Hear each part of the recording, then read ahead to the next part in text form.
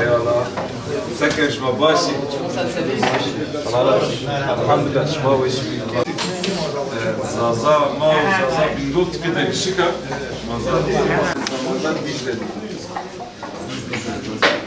Bu memleketin evladı olan herkese biz hizmeti götüreceğiz. Demeyeceğiz senin dinin budur, ırkın budur, mezhebin budur, etnik grubun budur. Bunların hiçbirine bakmadan bu memleketin her ferdine eşit bir şekilde biz hizmet götürmeye çalışacağız.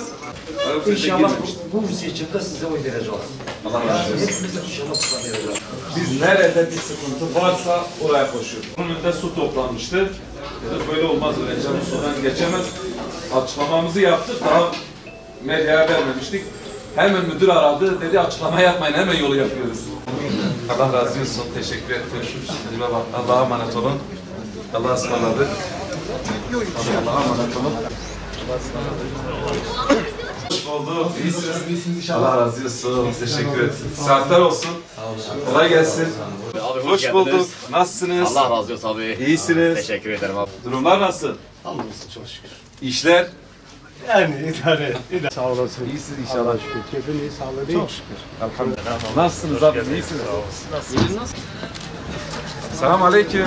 Nasıl hocam? Allah razı olsun. Çok şükür. Nasıl durumlar nasıl? İyidir valla Allah razı olsun. İşler nasıl? Bir şey için öyle Valla bir gidelim. ara geliriz abi. Valla biz namazda başlıyoruz. Bir selam verelim. Sizleri muhafaza eylesin. Bir isteğiniz var mı? Nasılsınız? Allah razı olsun. İyisiniz. Kolay gelsin. Başka işler diliyorum.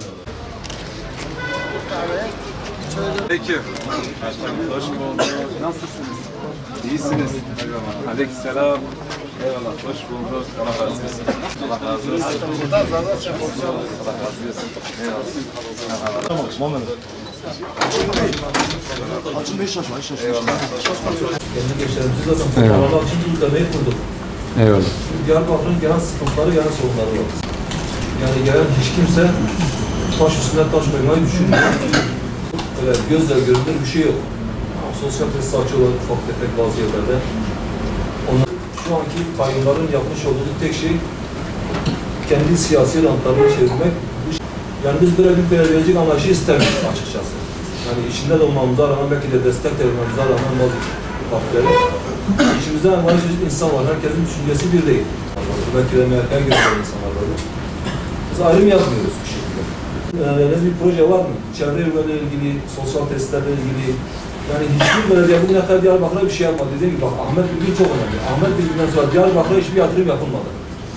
Bir koşullu parti yapıldı. Belediyenin şu anda yapmış olduğu tek hizmet parktır, bahçedir. Başka hiçbir şey yok. Onlara da müthiş rant veriyor. Yani bizim istediğimiz gelen hangi belediye olursa olsun, yani gönlümüz tabii o konuda problem yok. Yani siz girerseniz ne gibi proje üreteceksiniz Diyarbakır'a? Biz diyoruz ki gençlerimizi kaldırım taşlarına kurban etmeyin. Basit böyle herkesin anlayacağı dille anlatıyorum. Her seçim döneminde bu kaldırımları alıp yıkıp tekrardan yapıyorlar. Birine ihale veriyorlar, birine peşkeş çekiyorlar. Belki biraz da toplumun gözünü boyuyorlar. Biz diyoruz ki o kaldırım taşlara verdiğiniz parayla hani yatırım, proje diyorsunuz ya, bir tavuk çiftliğini bile açsanız o tavuk çiftliğinde bir istihdam sağlanmış olur. Burada gençler işsizdir ya. Gençler işsizlikten dolayı gidip uyuşturucuya bulaşıyor. Bugün işi olan, eşi olan, huzurlu yuvası olan gider uyuşturucu kullanır mı? Kullanmaz. İşsiz kalan gençlerimiz, ben geldim buradaki metrok evleri beraber gezdik, bazı belki kardeşlerimiz vardı bizimle. Biz burayı da dolaştık. Buradaki sıkıntıları da gördük. Sadece bir kaldırım taşı için harcanan parayla bu çiftlikler açılsa belki Diyarbakır'ın çoğu gençliği bu sıkıntıdan kurtulur. Belki alım gücü insanların bu konuda hayat pahalılığıyla mücadele edilir. Hüdapar belediyeciliği denilince insanların aklına hizmet gelecek.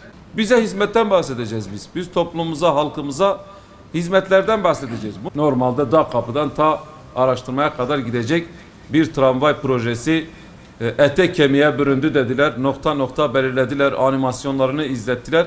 Belki burada animasyonu izlemeyen de yok. Ama animasyonda kaldı. Artık biz animasyonları izlemek istemiyoruz. Somut bir şekilde bu topluma hizmet eden belediye başkanları istiyoruz. sadece böyle çakarlı araçlarla gelen, VIP araçlarla gelen insanları karşılayan belediye başkanları değil, yalın ayaklarla gelen, onları kapıda karşılayan biz başkanlar istiyoruz. Diyarbakır'ın aslında projelerden önce en büyük sorunu Diyarbakır sahipsizdir. Gerçekten bu memleket sahipsizdir.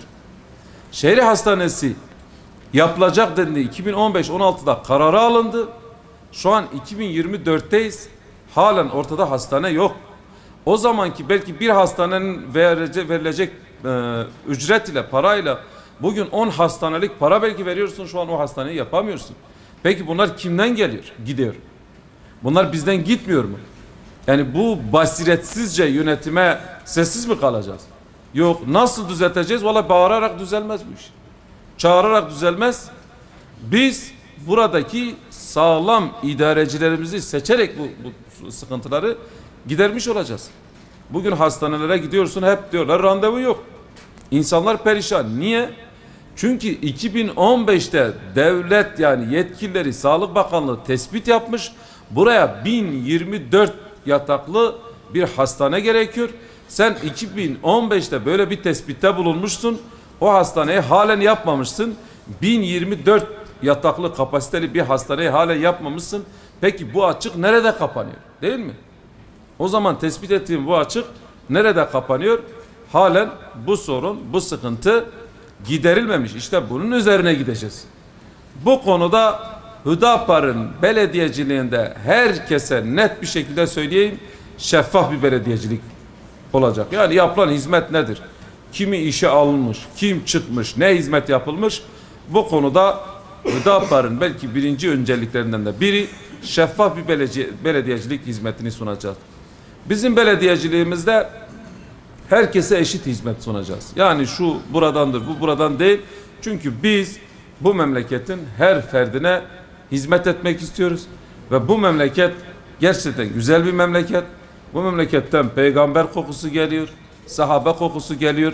Ve birileri bu peygambere, sahabelere düşmanlık ederek bir şeyler yapmaya çalışıyor. Biz bu değerlerimizle barışık bir şekilde bu memlekete hizmet etmek istiyoruz.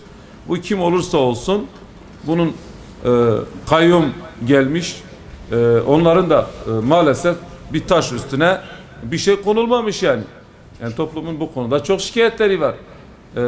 Bu tramvayla ilgili, bu da sonuçta olan problemidir. Mesela metro ile ilgili, yani bizden 150 kilometrede uzaklıkta 150 bin mi 200 bin nüfusu olan Elazığ'da şehir hastanesini sen 2017'de yaparsın.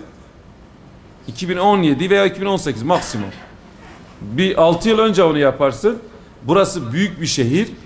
Sadece Diyarbakır'a hizmet etmiyor. Çevre illere de hizmet ediyor. Şırnak'ından, Batman'ından, Siirt'inden, Bingöl'üne herkese hizmet veren bir büyük şehir. Hatta Irak'ına, ülkelere bile hizmet, Irak'tan bile insanlar bizzat gelip burada tedavi oluyor. Böyle bir hizmetin merkezi olan ve batıda İstanbul neyse doğuda da Diyarbakır odur. Ama Diyarbakır bu konuda hak ettiği değeri bulmamış. Asıl sebebi de Diyarbakır sahipsizdir maalesef. Allah'a emanet olun.